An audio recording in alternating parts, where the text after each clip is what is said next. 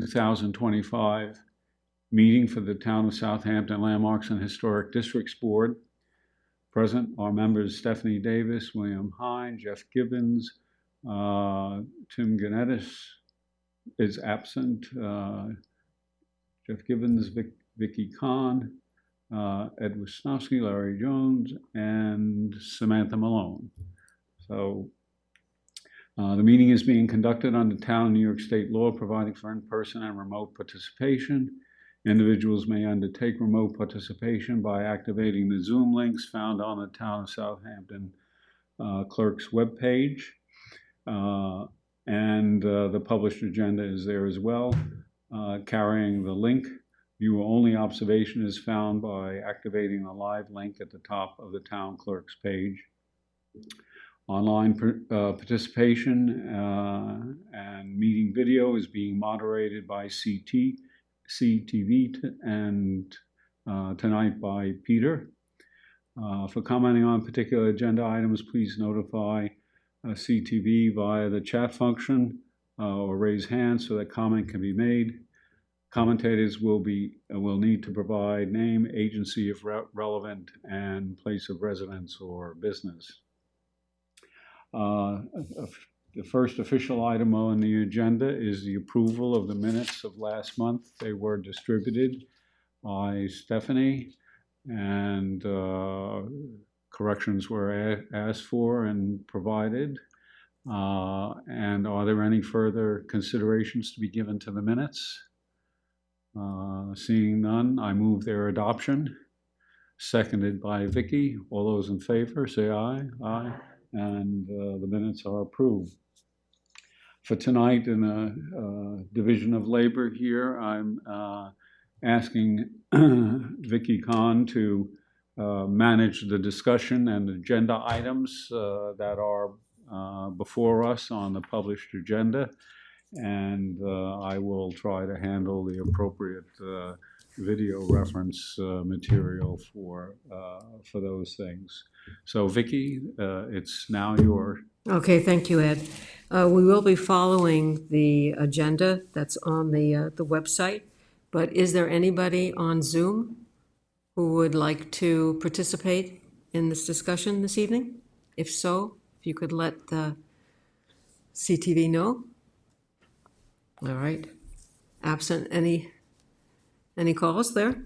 We'll start with the demolition permits. The first one up is 244 North Sea Maycox Road in North Sea, which is the proposed demo of a circa 1910 residence. Ed is going to pull this up on the monitor. This is, I went Please. yesterday. Fantastic. Yeah. Jeff Gibbons. I was there today, and this is a truly falling into the forest house. I mean, it's completely, it's in ruins.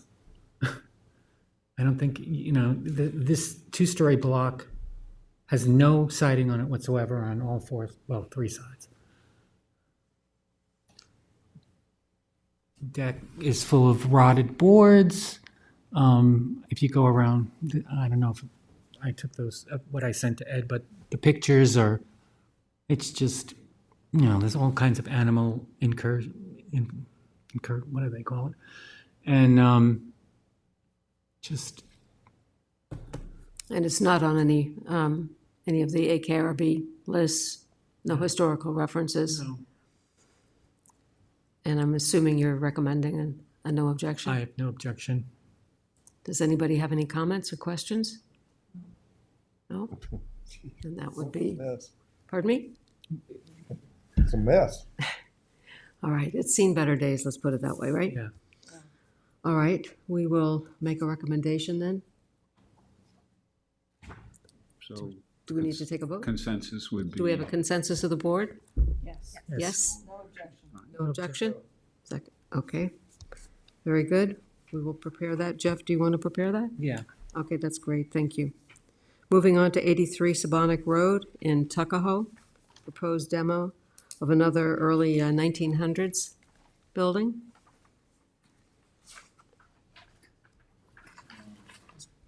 Jeff, were you working on that also? I didn't cover have Cuppa. just a brief thing. The application is to completely demolish the structure there.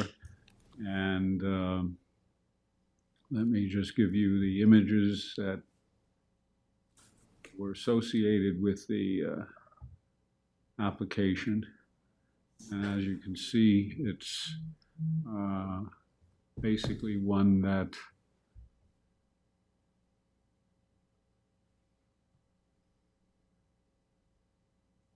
let's see if we go forward on this. Yeah.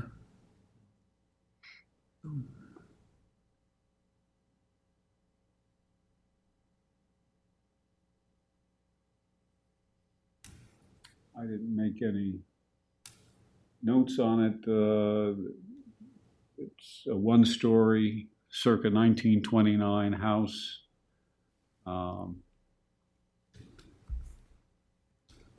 I drove by just and looked at it from the road just for placement. Excuse me. Sorry. It's catty corner from Tuckahoe Elementary, so that's just location-wise. It's on that corner. And because of the screening, it's difficult to see from the road, but I would say the pictures accurately, of course, show what was there. It's going to be replaced by a modular home, but no plans were presented. Yeah, just to give positioning, it's on the triangle there Right. in Tuckahoe at the intersection of Sabonic and North McGee.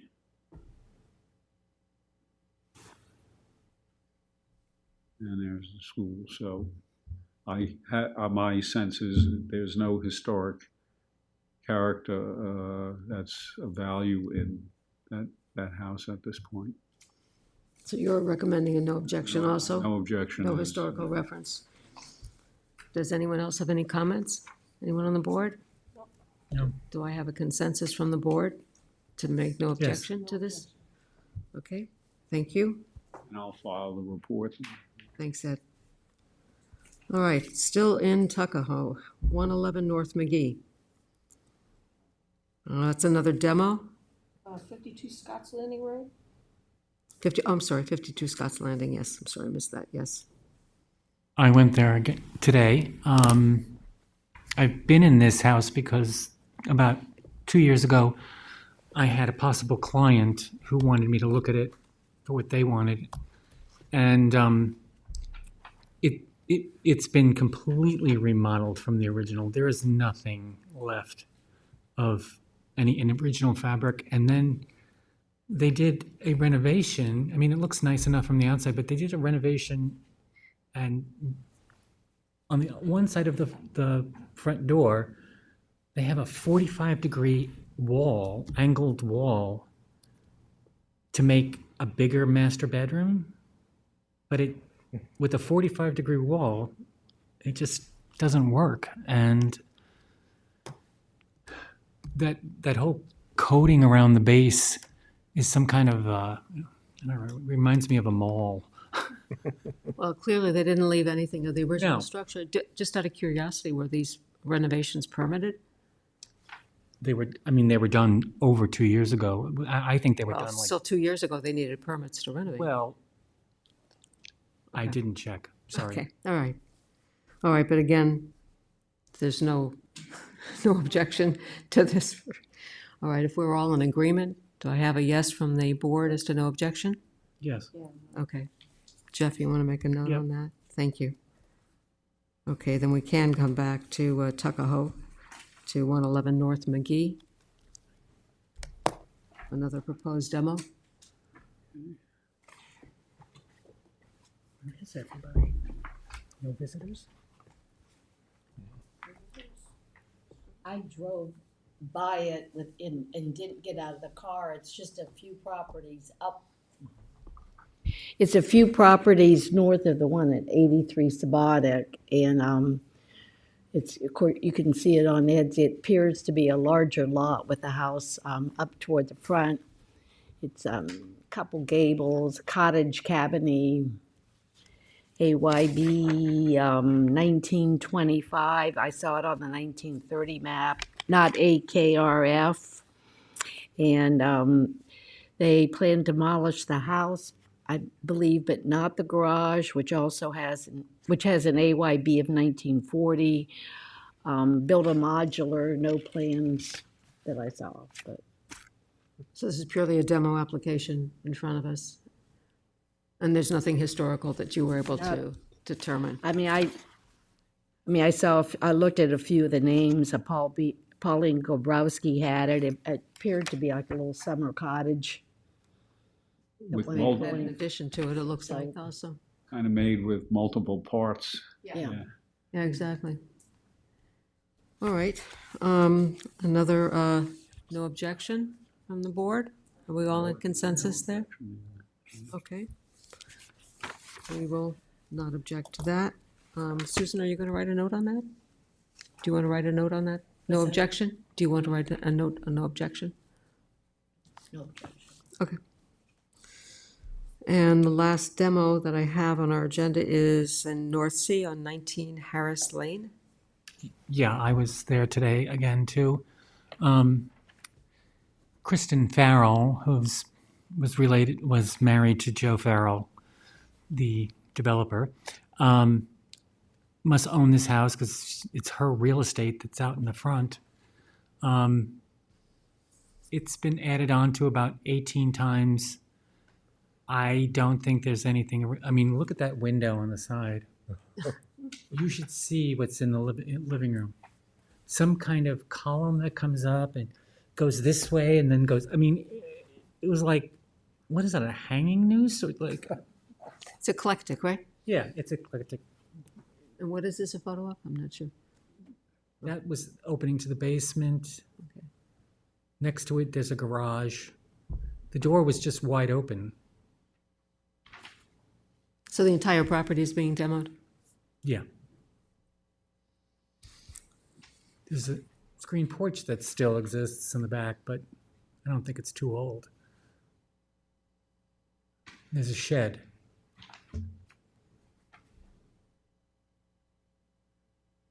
Just a small storage shed. Is that Yeah. what it is? And that's going to? Yeah, well, I'm assuming yes. Any questions? It has nothing of any. This is whole site demolition of all structures, so. All right. We're all in agreement. Do we have a no objection consensus here? Okay, Who's going to do the response on it? Okay, Jeff will do. thank you, Jeff. You're welcome. All right, moving on to construction permit application. There is a proposed addition to 93 Onek Lane in West Hampton. Steph, you were doing that? Yeah, thank you. I did a drive-by look at this house. It has an AYB of 1940, and there is a garage in the back with an AYB of 1950. What's proposed here is an addition. It basically almost looks like a separate structure, just connected to the dwelling. And it's going to be constructed essentially between the dwelling and the garage in the back. None of this is particularly visible from the street. It is heavily landscaped. And what you can see of the house, I think the best pictures are the ones that were actually submitted with the application. This house has been updated and added on to a number of times. If there's anything original in there from its 1940s construction, it's not visible on the exterior other than perhaps the bricks on the chimney. The siding looks to be all vinyl, replacement windows, etc. So I didn't see anything of historic value in this building. The area wasn't particularly developed before the 1939 construction of the high school building, which is just a few doors down to the north.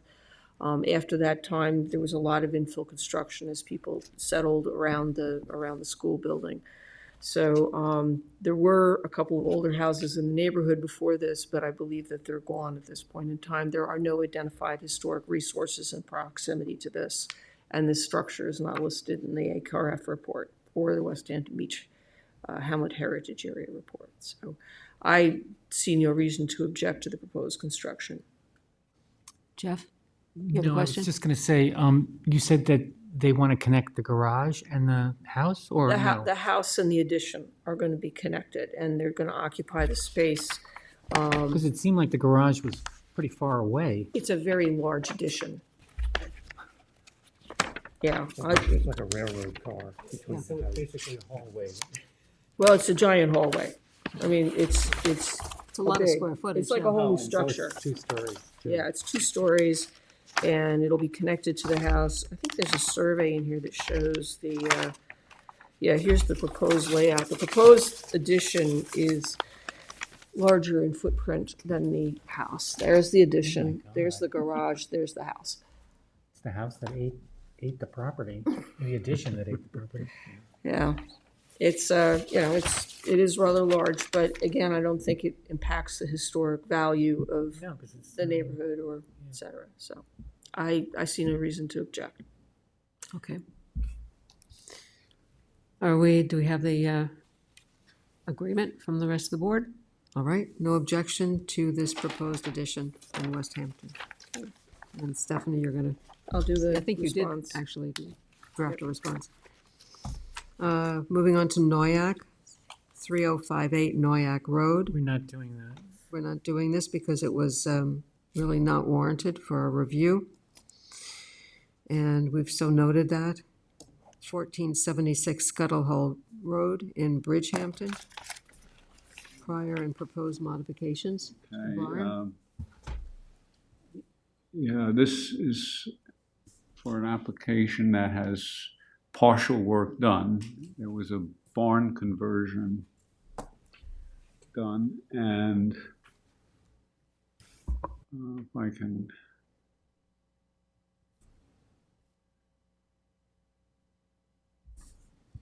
and they're beginning to fit it out with a bathroom and some other interior uses. This is the house on the property. My estimation is it was built around 1878, 1880. This was an old farm of the Edwards family, Thomas Edwards, and he bequeathed it to 2 sons, and then the one son bought out the other son, and the property became subdivided, and another generation of Edwards built a house next door. But this is the site of the original farmhouse, and this is the barn that has been converted for and renovated with the 8 windows on a south-facing facade, basically accompanying the pool that was installed on the property some time ago. I didn't check the dating of the pool construction for review. This is an interior picture of the barn.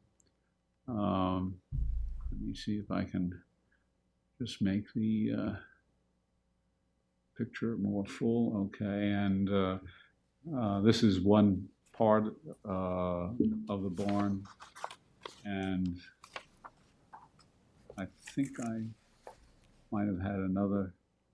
No, I didn't have another portion. But anyway, this is the interior of the barn, and this is the design floor plan of what they want to have approved inside, which really doesn't affect us. What affects us is the exterior, which has already been transformed at some point some years ago. This is the front elevation, and this facing south behind the house and behind the pool, not visible from the roadway at all. And this is the north elevation up against the property line, not not visible either. So with respect to, the work and what is being asked for, one, it's approval of work done, which I would say might be noted in the response as something that shouldn't be occurring, and no objection to the interior work that has accompanied the application for us. In effect, no objection, but with a criticism. A little remark there to the building department. I'll Yes. send a response that way and Yeah. do it, okay. Any other? Stephanie, did you have another? No, I think that's a good response. We're all in agreement? Yep. Okay, thank you. Thank you. All right, I don't have any other construction permit applications, but we do have some remaining referrals. A couple of them have been around for a while. This pre-application for 240 Halsey Lane in Bridgehampton. It was for a two-lot basically, subdivision yes. that we've been, yeah. Referral is for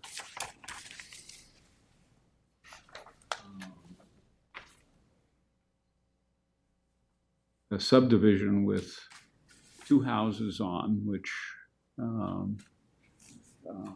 forgotten the notes on the dates of the houses, but basically what is being asked for is two-lot subdivision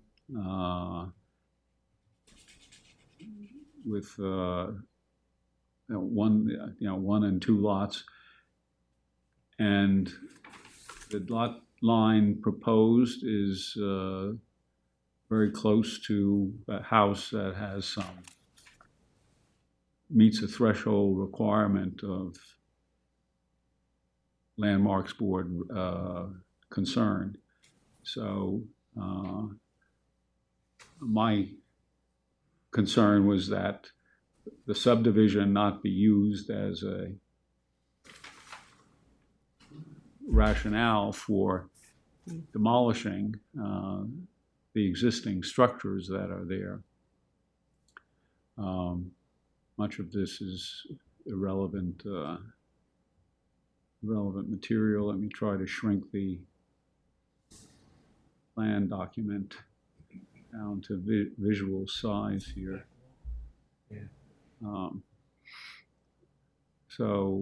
This is, let me also give you a reference for Yeah. location This one. here. And this too, I don't know what the dates are on those. They're awfully close.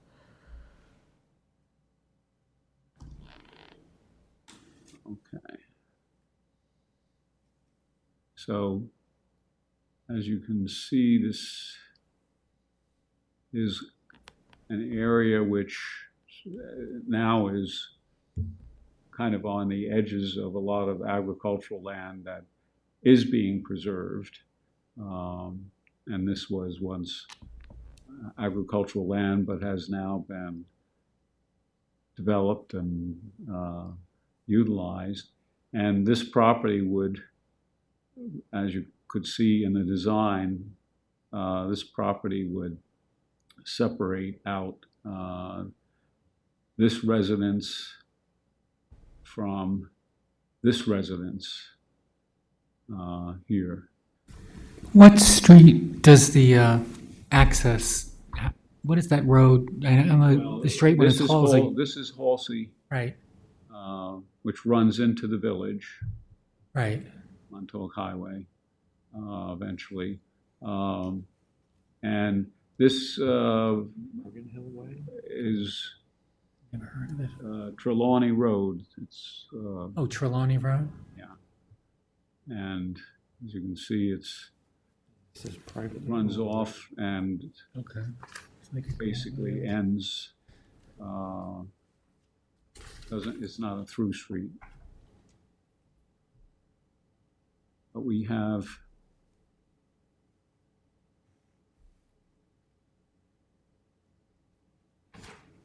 just this concern, and I would say that the response to the planning board reflect a concern that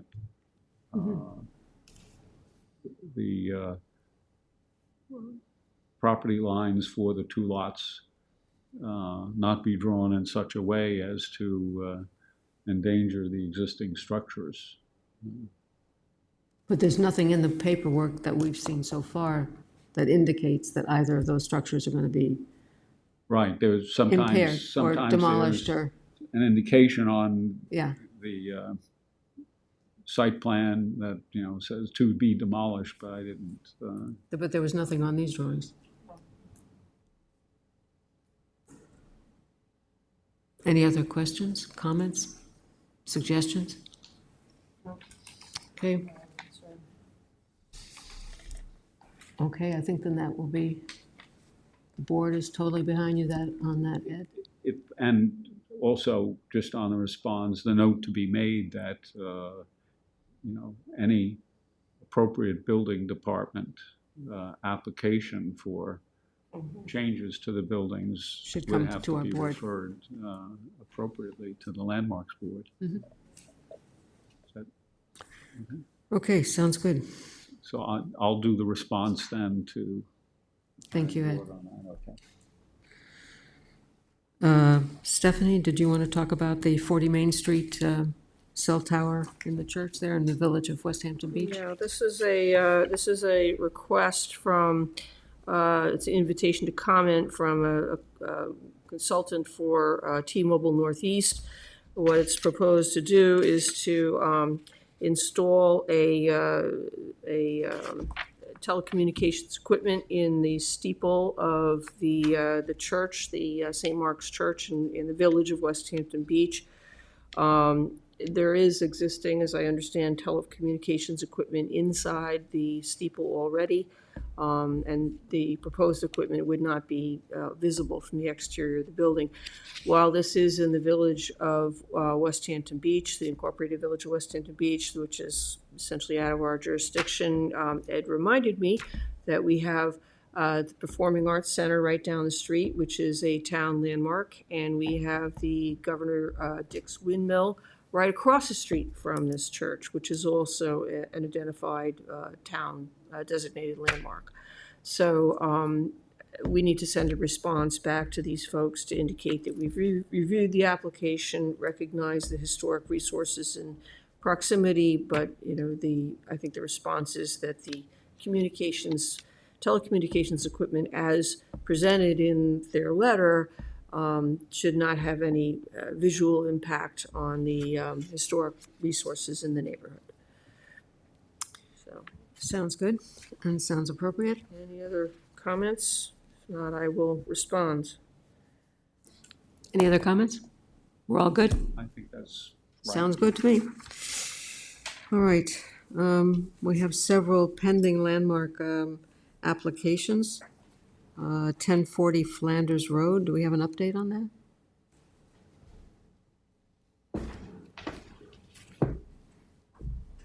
I didn't see one, but That one was done, was that prepared for? I thought we had just made some design recommendations on that.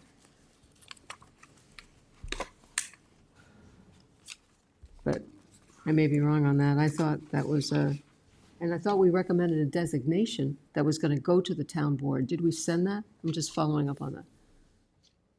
No, no recommendation has been sent. Okay, so that's what remains to be done. Okay. All right. Let's see, 439 Hayground Road in Bridgehampton. Yeah, called Bridgehampton, but sometimes referred to as also Watermill. Sometimes as Hayground. So it's 439 Hayground Road.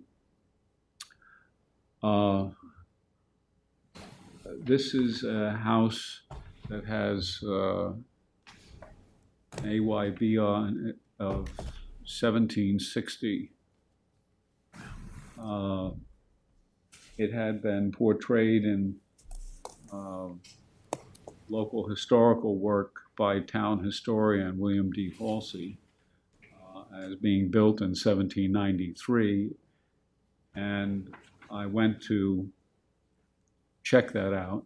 And indeed, in the trustees of the proprietors' records from that period, there was a notation that David Cook will be granted the right to build a house for his son, Nathan Topping Cook, on this road. And I've partially got the notes done, but let me see if I can bring that up.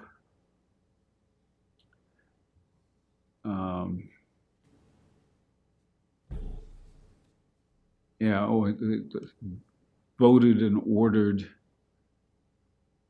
May 14, 1793, at a meeting of the trustees by adjournment.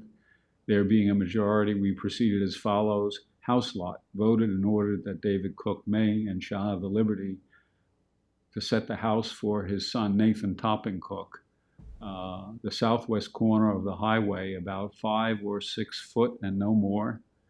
The northwest corner at the same time to stand on the line. I don't know which lines they were talking about, but in any case, that's the reference, and town historian Halsey would have had access to it, so his date of 1793 seems to be the appropriate one.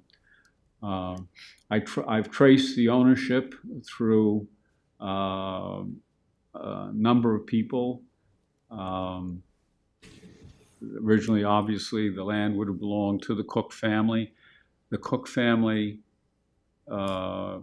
moved eastward out of Southampton in 1660 or 1670.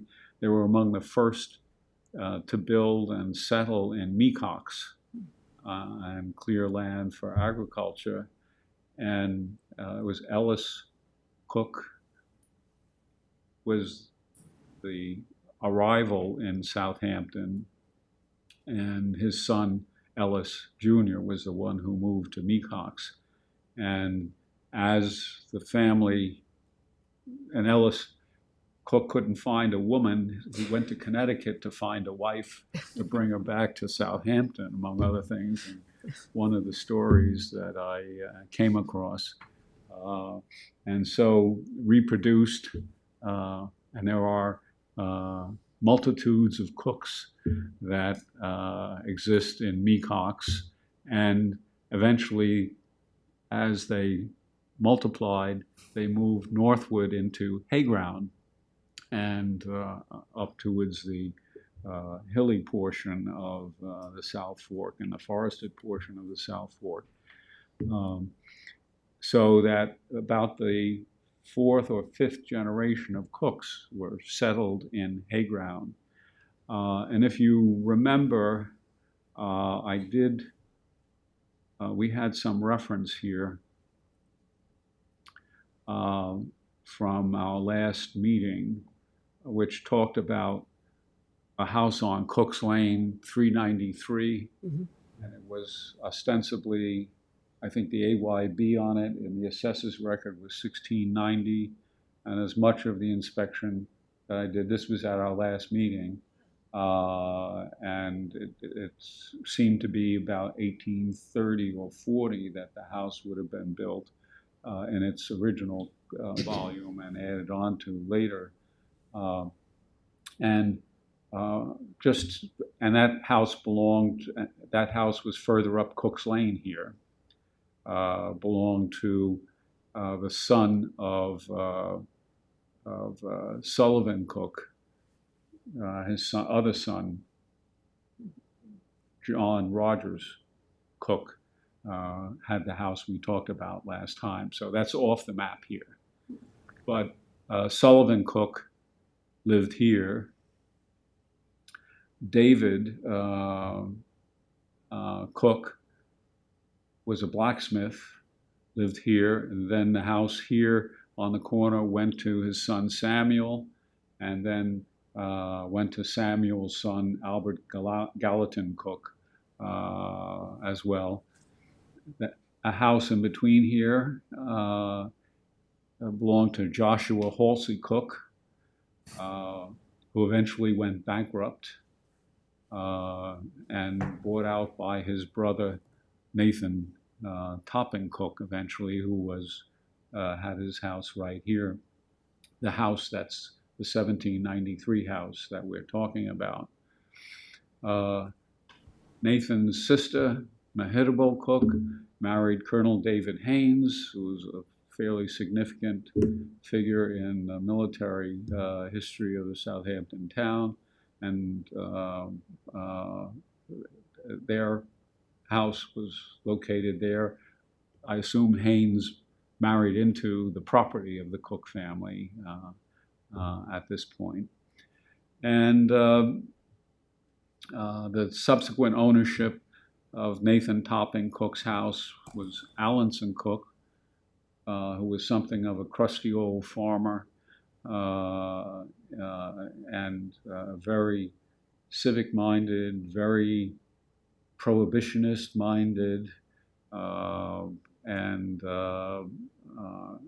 extremely active in the Presbyterian Church of Bridgehampton, which was a power center in the late 17 and early 1800s.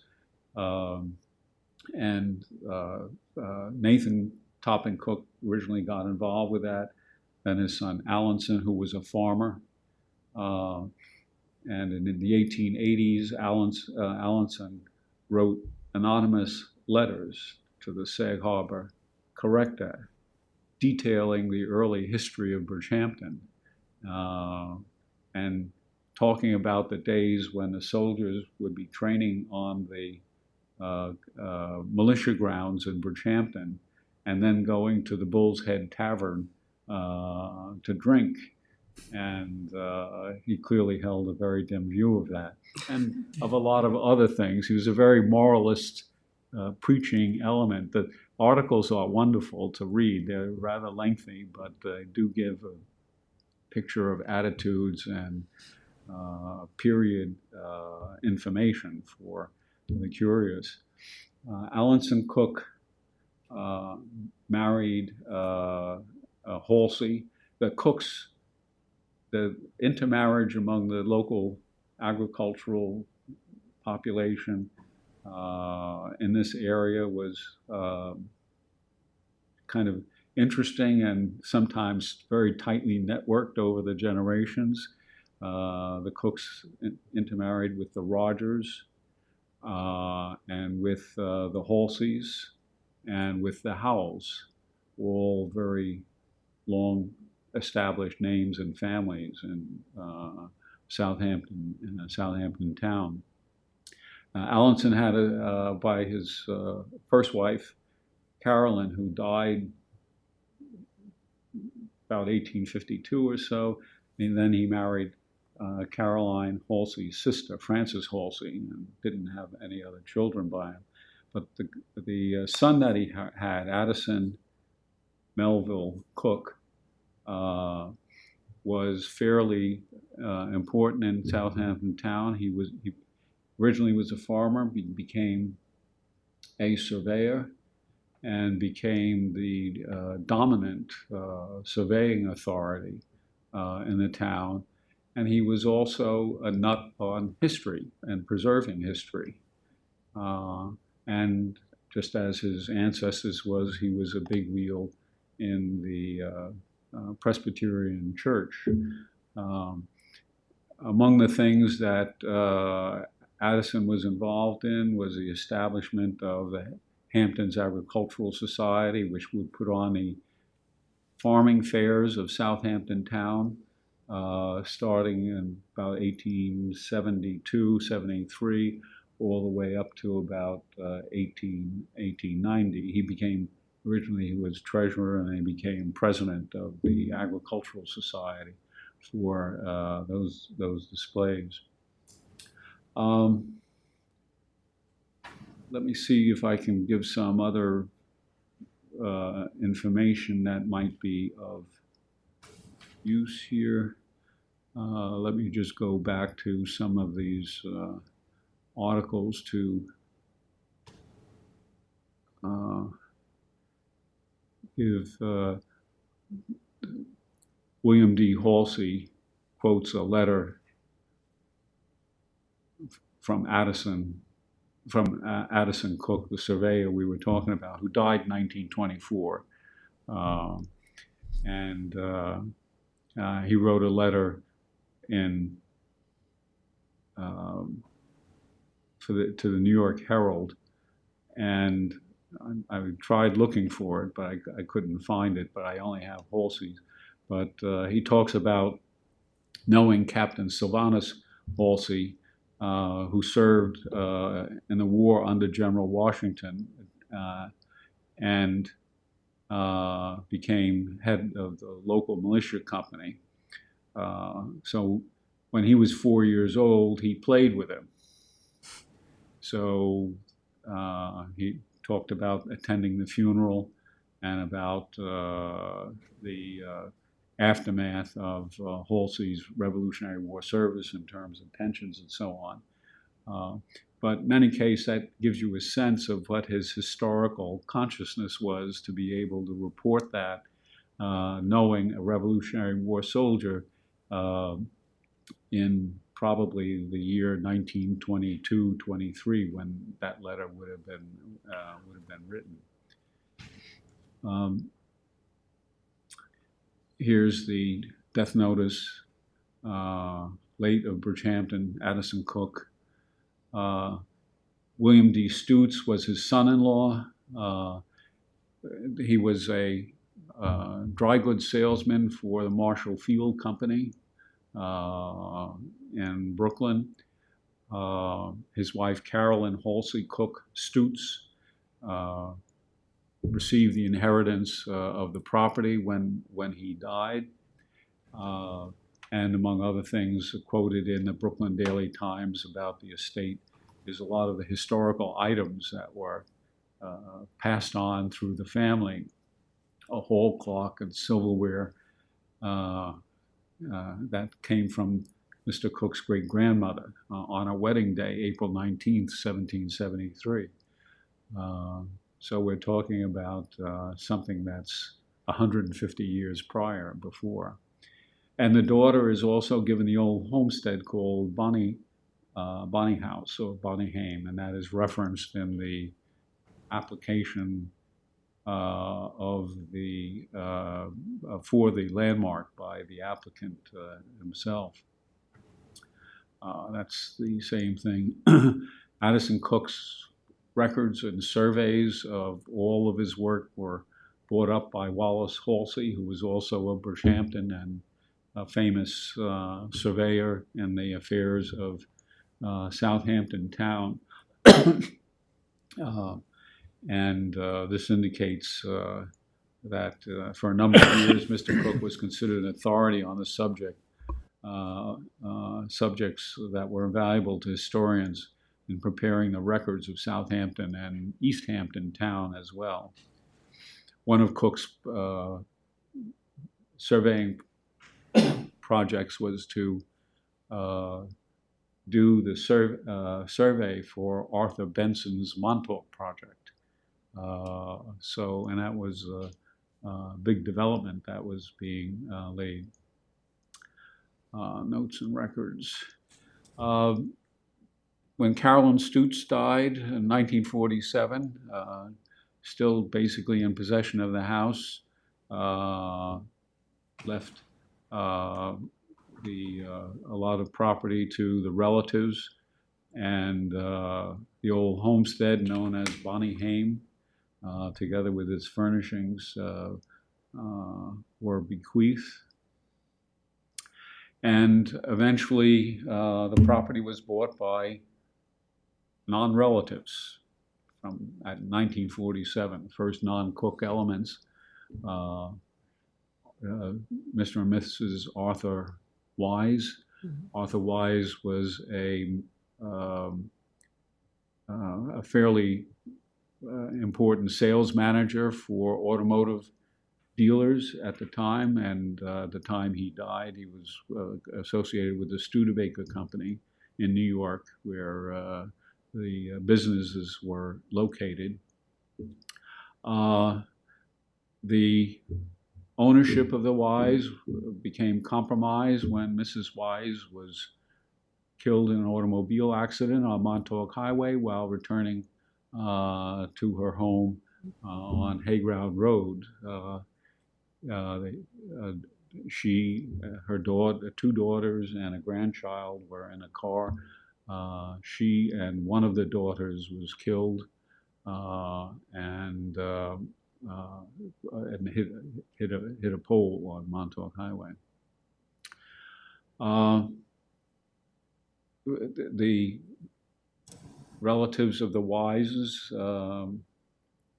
sold the property to Seymour and Joy Litvinoff, who did some subdivision of the property from the farmlands that were still associated with the basic property. As you can see from the Daily News, this article, East Hampton, Mr. and Mrs. Seymour Litvinoff are starting a Cook's tour of their own. They're searching for information relating to the Revolutionary War history of their newest acquisition, the old Cook homestead at Hayground near Watermill. Not unusual for the newspaper to pun on the content of the story. And that was in 1963. And they generally held the property for until 1976, when it was sold to Hans Decker and his wife, who owns it to today. So almost 49 years of ownership in the hands of the Decker family. I think Mr. Decker is 96 years old, and the house has not been occupied for some time. The land used to have a beautiful landscape around it, and the landscape has grown without being tended to. Currently, and you can speak about the conditions associated with the Mr. Decker and the current project for landmarking. Sure. You can get by this chair here. You can, Dave, if you could sit right here, that would be great. Thanks. So, whoops, that's kind of loud. The Deckers are selling it to the, actually, I don't know if I guess Decker is applying for the landmarking, but the purchaser intends to make this a carriage house and build, a primary dwelling on the property. They've already been to the zoning board. The zoning board has granted the variance for the carriage house. This is in I think, an 1.5 acre zone. So they would need 90,000 square feet in order to have a carriage house, but I think it's only 40,000 square feet, I think. Let's see what Or it's 1.1 acres. So and what zone is it? 50,000 square feet. If you click on one of those icons for the record card, it'll tell you the zoning. I think I My bounced out. login expired. Well, they didn't meet the minimum lot area for the So that's carriage why they house. went to the ZBA? So they've been to the ZBA. ZBA has conditioned the variances on the property being landmarked. So that hurdle is already completed, which we didn't know about until yesterday. Okay. And then we needed, I had a note here, we were looking for some additional south facade photos or something? We needed, Ed, you wanted additional photos? Yes, let me bring up the But otherwise, we really have everything complete photos now at this to point, right? indicate what's Yep. going on here. This is an older garage. This is an operating sliding door on the garage on the property. This is an operating door. This door is nailed shut. I took these pictures this morning, so I haven't gotten a real chance to sequence them. This is looking from the north side. As you can see, the grass has grown up, and it was damp. I was a little worried about tick populations while trekking through this area here. But this is looking at the rear addition, one-story addition at the house, which has a gabled roof. We'll get better look at it. And besides this, on the north part of the house, you also see that there is a shed-like, there have been shed-like additions added as well, all kind of difficult to picture because the constant presence of shrubs and bushes didn't allow me to get enough picture space for again, and the arbor had been built over the rear part of that L. The shutters are certainly not historic in character on the window there. This is on the west portion of the house. This is the typical kind of window to be found on the first floor. The leaf material, etc., has gotten in between the screen and the lower sash of the double hung windows. There are shutter pins that are there. No shutters on this. Periodically, you'll see on some of the windows there'll be single shutters and others with no shutters at all. Old type shutters with the movable slats that open and close. This is a well window, obviously, more modern piece put there. The awning window was open in there, and I could see that animal presence was to be found getting in there and would need to be addressed fairly soon. This is that same west-facing, road-facing facade of the house, seeing the one-story addition to the original volume here. And here you can see, more of an original, a shutter, more of original character. The house sits on looks like it sits on a concrete, poured concrete foundation. So I don't know whether it had been, lifted or done sometime, not of modern condition. And of course, the shingles come almost all the way down to the ground. So we couldn't get much of an exposure there. Second story windows.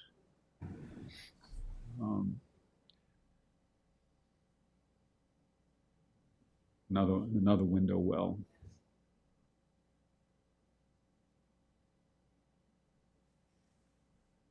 And outdoor furnishings that have not been utilized for a period of time. As you can see, some very nice fruit tree blossoms.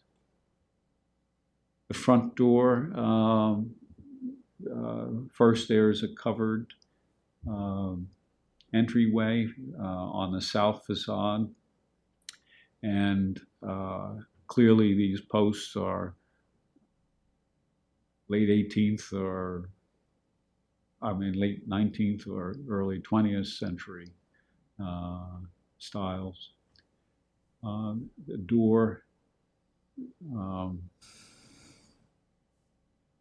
this molding may have been original to, not quite sure whether that would have been the case. Obviously, that front porch with the benches, a later addition. So this is one of the better open-spaced images because there was room on that side of the house to stand back and get some pictures. Interior chimneys.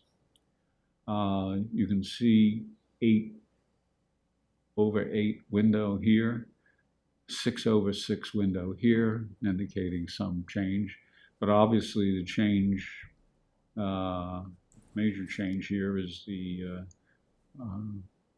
entry doors for the house on the lower floor from this grassed-in area. This is just a contemporary picture of how the house looks quite beautiful with the flowering trees there.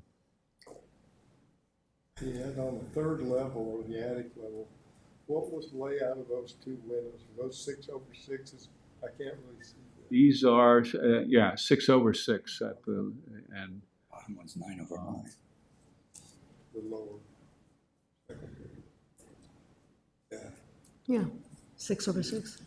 But interesting to note that the exterior features of the molding, it doesn't look old. Looks like it might have been redone at some point in time. There are no shutter pins on the window exteriors there.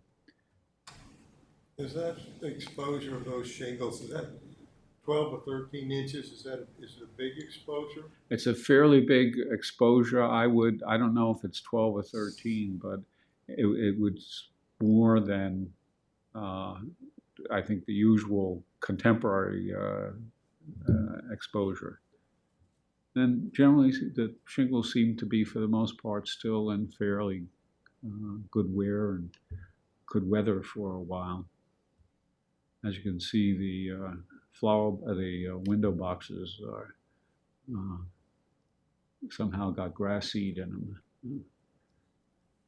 Yeah. And just again to note that this window has shutter pins for the hinging, and this one doesn't. What it does have is clips for screen for the lower sash.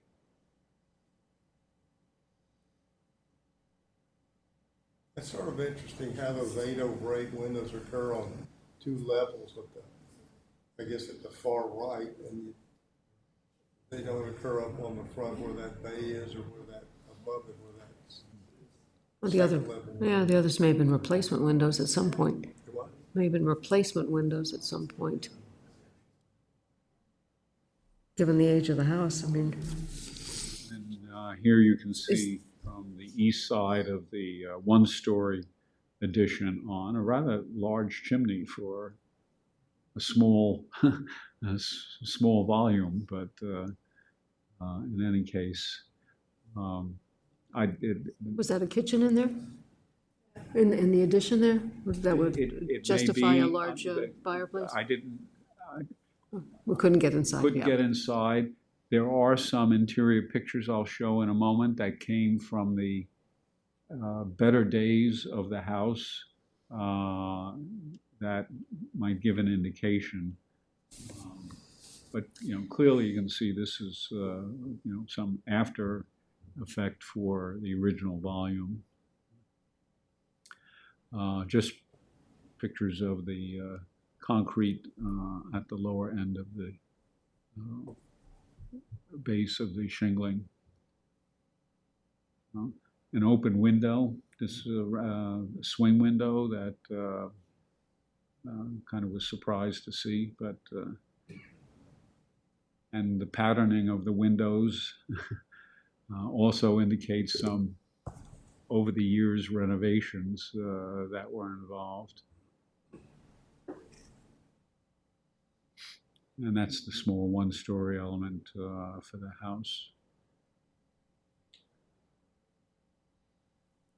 This planking here covers the downspouts from the gutters.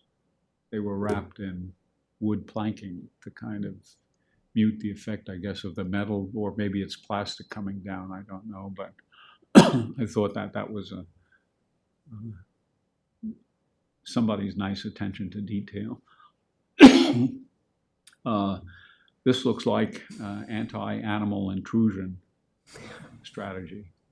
Little brick to fill in the holes being dug and the deterioration of the shingle that might have been caused by the animal. I didn't, obviously look behind it, but that's my surmise about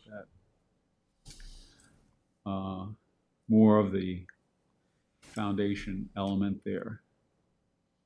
So at this point, we really have a full application, Yes. because last meeting, you were still working on it, Right. yeah. So now we're really ready to submit. This is a kind of a salt box old barn. I couldn't get into it because it was so encroached upon by foliage, but I did manage to put my arm around an open, there was no door, so I managed to get a picture of what was inside. It looked, given the mattress and plastic bottles, it looked like it might have been used for a homeless shelter for at some point in the past. And I don't know how recent. The bottles did not look, plastic bottles did not look too old, the empty ones that were there. And that's the door that I stuck my camera and hand around in order to get a picture. So this is the entryway. The entry has these two pillars. There are two sets of pillars. It looked to me that one time there was a U-shaped driveway that went around the house and exited, but I could not find a photograph clear enough of aerials to prove that was the case. But in any case, that's the current entryway. That's the house from Hayground Road as you look. As you can see, the town has not been down. Everybody has their landscapers mow the right-of-way past their property, but of course this has not been paid attention to. This is the only high grass along the right-of-way as you run along Hayground Road, and all the other kind of very chic houses that exist there. And the fence, the white fence, rail fence, is being taken over by the hedges and getting high enough to obscure somewhat the existing house. This property is sometimes labeled 421 Hayground Road. I think that's associated with the problem of the previous subdivision, but its actual address on the town record is 439 there. And this was the pathway entrance, would have been a pathway entrance to pedestrian entry for the house. And this is the other driveway entrance with the columns that are there. They look like, I would say, they were put there maybe around 1920 or so, but very hard to fully date them. And obviously the persons involved in the future design of the property there. Just to get to the pictures that came with the application, to give a little bit of a here.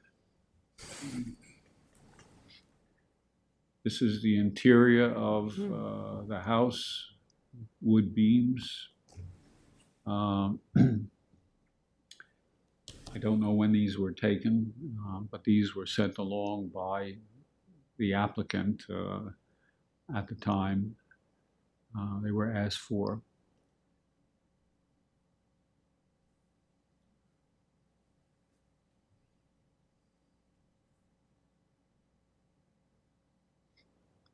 And here's some classic old architectural framing.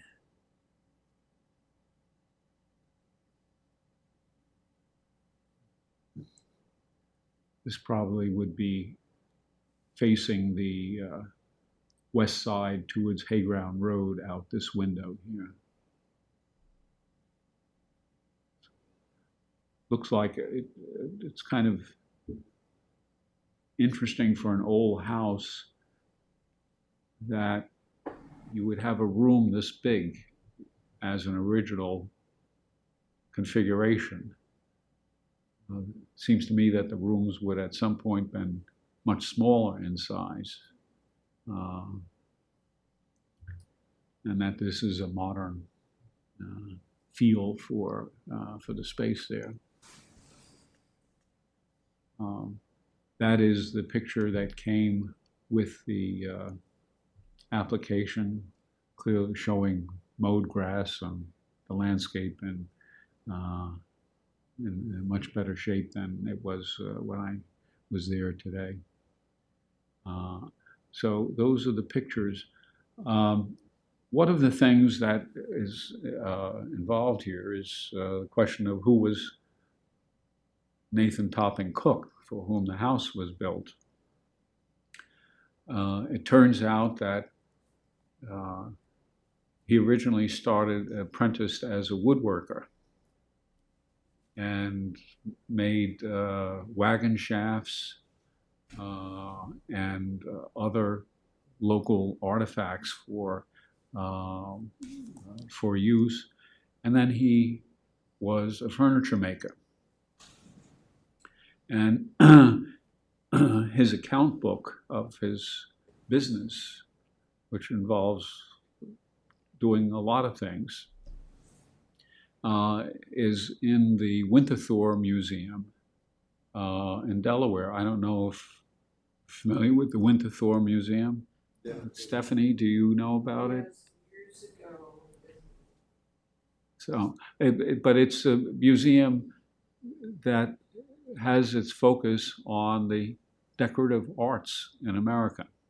And because he was a furniture maker, somebody somehow got his account books from the period of time he was alive and in business from 1790 or so up to 1820. And so we know about that part of his activity. But then after he kind of put the furniture making business aside and he became a house builder. And he built the house for one, I think it was for an uncle or great uncle in Mecox, a John Cook. The house doesn't exist anymore. William D. Halsey said it burned down in 1921. He built the house for Dr. Rufus Rose. I don't know if maybe Susan remembers Dr. Rufus Rose, who had that house and that was built in 1804 on New Light Lane in Hayground. And that house became of such interest that his house for John Cooper was built according to the Rufus Rose model and had all of that conditions set in the contract, which William D. Halsey provides quotes from. We don't know where the original papers are. The papers probably were kept in the family and disappeared with the family, but William D. Halsey managed to capture it. And he was very familiar with Addison Cook as for his historical work as well. So Nathan Cook was known as a furniture maker and of significance enough to be at least paid attention to by a museum, and was known as a house builder. He also built a house for Hedges, I think, in Sagaponack, Deacon Hedges, which is, I don't know if it's the original Homestead House, but it was also mentioned in the account books that were quoted by somebody. So that's about Nathan Topping Cook. So Ed, there's Winneter had quite a few collections of people's books that they kept when they made furniture. So they had at one point all the Dominique stuff was there, and before it went to the Smithsonian American History Museum in Washington. And I guess that's now, that room sets, I believe, has come back out here. But that was the last place I saw it was at the Smithsonian. But I used to stop in Winneter a lot just because when I was going to Washington for stuff. And it was fascinating, but I never had a reason to go look at any of the inventories that some of these furniture makers produced, and clock makers, Yeah. which Dominique was, of course, that. Right. Yeah. It's kind of interesting. Well, I think Winterthur also has Domini material as well associated with the arts, the art of furniture making as well. Given that material, let me see if I can just try to provide some then summary for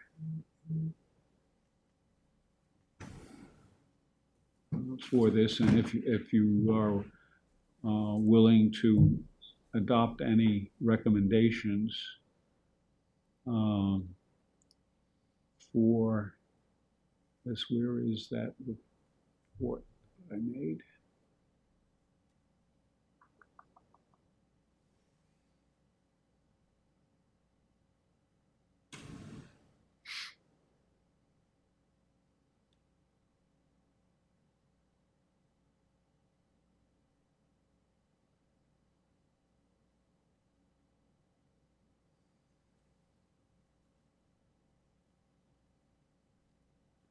Oh.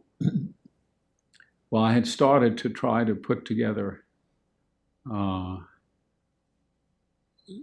what might qualify for landmark recommendations for this house.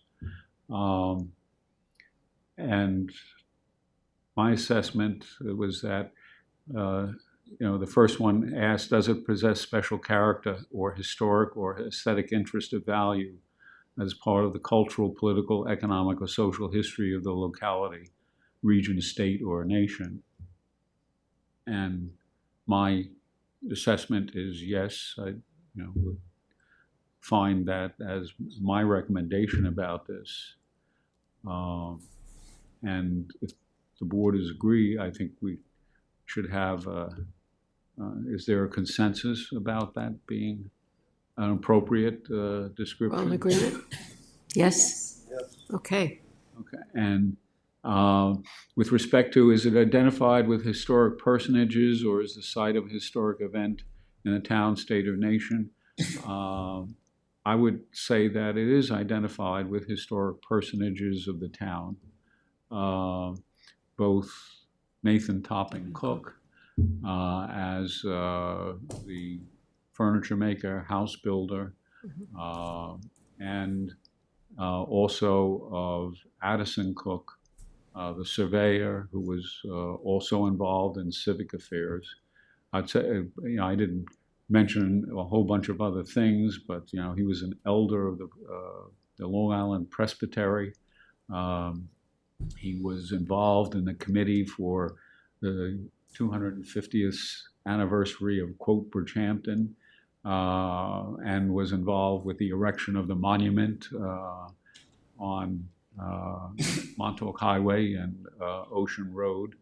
I have his notes. I took pictures of his notes for that committee because I once gave a lecture about it someplace else, and those notes are held by the New York Public Library System in its Queens branch, and they also have deeds from the Cook family and personal communications among members of the Cook and Rose families that somehow got there. I suspect that Carolyn Halsey Cook Stutes, the daughter of Addison, maybe not so historically minded as her father, and because she lived in Brooklyn most of the time and only resorted out here, that she probably sought a place for those materials. The Bridgehampton Historical Association would not have existed at the time, so they would not have been an opportunity for that. Okay, so based on Addison Cook and Nathan Topping Cook as historical persons of the town, would you? Yes. Okay. Yes. Does it embody the distinguishing characteristics of an architectural type, period, style? I would say yes, early Revolutionary period architecture and house design, and the wood framing that is evident in the pictures the application provided. That is an important exhibit of it. Are we agreed that that can Yes. be used for that? Agreed on that? Is the work of a designer, engineer, builder, artist, architect whose work has significantly influenced an age? And I don't think anybody feels significant influence from that. No. So I would, suggest that that's not applicable. Makes sense. And then, because of its unique location or singular physical characteristics, represents an established and familiar visual feature of the neighborhood. The house has been long visually apparent. The recent overgrowth of the landscape foliage has, somewhat masked its presence. But it's in an age when all houses have to be built fronting to the road. This house facing south exhibits that early American characteristic of capturing light and heat with a south-facing facade and windows, and that makes it an unusual characteristic that I think a lot of people are aware of. So I would say that, it has a singular physical characteristics facing south. It's in a unique location as well, that it should be so regarded. Is there any problem? I'm okay with that. How about, yep. Okay. So I think I you think should we're- ask for maybe a motion to so recommend to the town board the designation of this. I will make a motion. Well, To- you could ask for I the would motion. like to make a motion, if you are all in support, to recommend to the town board that we submit this property for landmark designation. Second. Samantha Second. moves, Larry seconds. All approved? Aye? Okay, Aye. there we go. Thank Okay. you. So Great report, another business item. very comprehensive. And a lot of history there, great history. I will finish off the report. I haven't gotten it completely done yet, but Okay, all right. I even, looked at the taxation of the Cooks in Hayground. Nathan Cook's real estate In 1801, the house was $860 value. His personal savings were $75. The tax he had to pay the town was $1.63 for all of that. So, and just to give you there were 546 persons as taxpayers. Of course, that would be the property owners you're talking about Right. at the time. Total value of the real estate, $507,000. Oh, wow. About $95,000 in the pockets of all the people in the town. And the total tax thereon for the town, $1,054.54. Can you imagine running? And most of that would go for the poor. Where? The poor. To the poor. That was the big expense for the early town. Fathers was taking care of the poor. They didn't have roads to pave.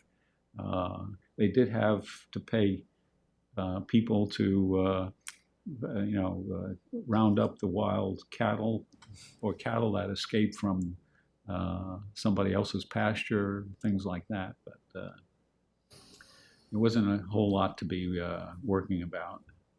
So, That's great, thanks. and just as a little tidbit, I'd forgotten about this. This is the recollections of Bridgehampton from the Sag Harbor Express in April and May of 1886, written by Alanson Cook, the father of Addison Cook. And he talks about living in a house. I cut the article off because this was just for, and it's signed letter from an invalid. All the articles are signed that way. And I spent some time tracking down the references to figure out who the guy was, and it was Alanson Cook. But he says, when I was about 3 years old, 2 families lived in my father's house, Nathan Topping Cook.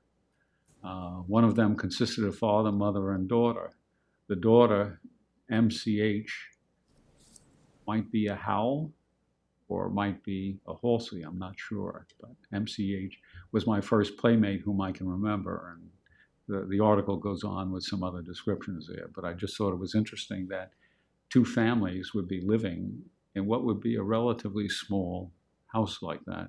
But I also found references for other houses of the period, which often had, when they were willed to a sister and a brother at the same time, so that 2 families would be living there until other conditions might warrant them to change. But it was not an uncommon thing.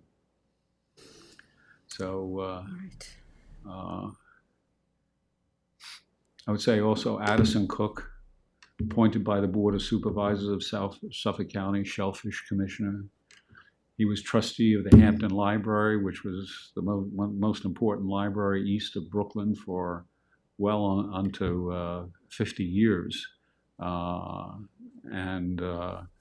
had been involved in other types of activity. So, in any case, Excellent. Thank you. so you'll be getting Thank you that very along much. the way. Okay.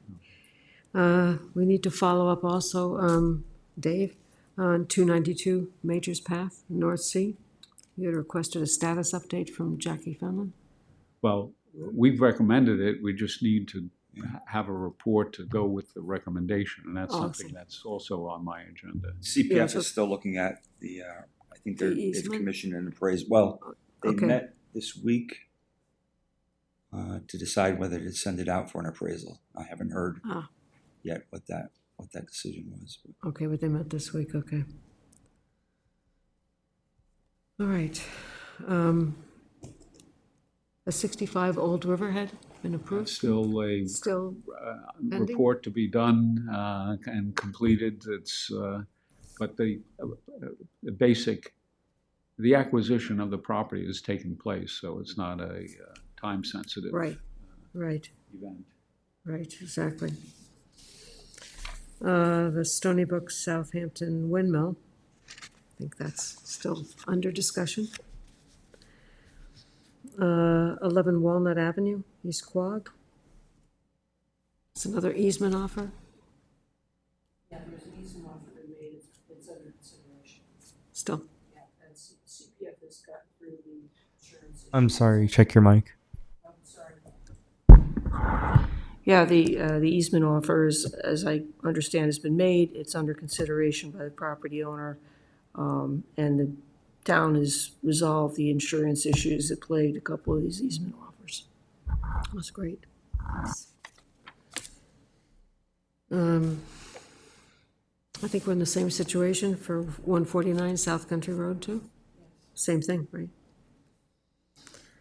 And then 29 Dock Road. Yeah, they requested, we made a recommendation for a landmarks maintenance award back in 2023. They did not get the work done in 2024 because they were waiting for their easement from the town. They got their easement, as I understand, in November of 2024.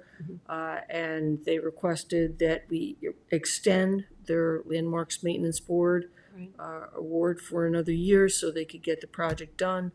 I don't know what the status is of the project. I have brought it up once or twice with the owner, but I don't know if there's any progress yet.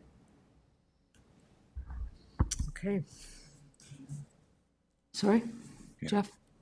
I just Oh. was asking clarification, was that the Tina, was the? Yes, yes, exactly. It's been on the agenda for a while. Other matters? Historic landscapes. I don't even recall what that was, actually. Do you recall, were we considering historic landscapes? No. We have, lest I not forget, very nice. Please join us ribbon cutting ceremony, July 2nd, for the Dick's Windmill. Thank you for printing that out, Bill. Do we have any other items? I have nothing for CLG. Do we have any new business? Probably this couple things I think just should be noted. One, we need a follow-up memo on the Landmarks Maintenance Award for the North Sea Schoolhouse to certify that it was inspected, that the pictures that were taken by so-and-so, and that it's completed. I promise I will get to it before our next meeting. And I'll send it to you Okay, to review. okay. I'd like to thank Dave for pursuing that, a little award there so that we can actually do that summer course, NAPAC course in August. So if you pay for it, you can get reimbursed. I think it's August 20th and 21st. So I think that What sounds is like. happening? I might need to check on how many were Okay, authorized. well, let us When know. I sent it to Janice, there were only 4 people. Okay, I would participate. I didn't respond, but I would participate. Okay. 5. Okay, anybody else interested? Okay, Yeah, it looks like a very good, it looks like a good program, exactly. Since it gives a window of time for, as Tim pointed out, it gives a window of time to review the videos of the sessions and so on, that gives flexibility for. Exactly. Yeah. Exactly, because summer's always a difficult time. By the way, most of these do have recorded videos with them. So the Yeah, ones but I've participated with, I can go back and review the no, video. this one's only good for 90 days after. Oh, it after is? the webinar, Okay. yeah. Yeah, some of the other ones I think are up there for good, so. This one also gets AIA credits, I think, too, Yeah. right? So for the architects on the board. And there's just the business of the Bridgehampton Historic District proposed. There was a meeting with members of the Bridgehampton Civic Association who are working on the project with myself and Julie Green, working out mostly technical pieces of business about how to configure the district and its description, and how to process the data that would be associated with the list of properties, and so it was mostly technical types of questions that were involved. But the process is that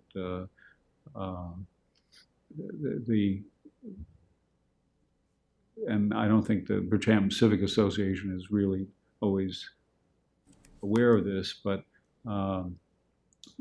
Julie, who was for a long time working in Bridgehampton for the Bridgehampton Historical Society, is very familiar with the properties and residences, and she's the first person who is going to review the properties they are proposing for whether they are meeting some criteria for a contributing property versus a non-contributing property to a historic district.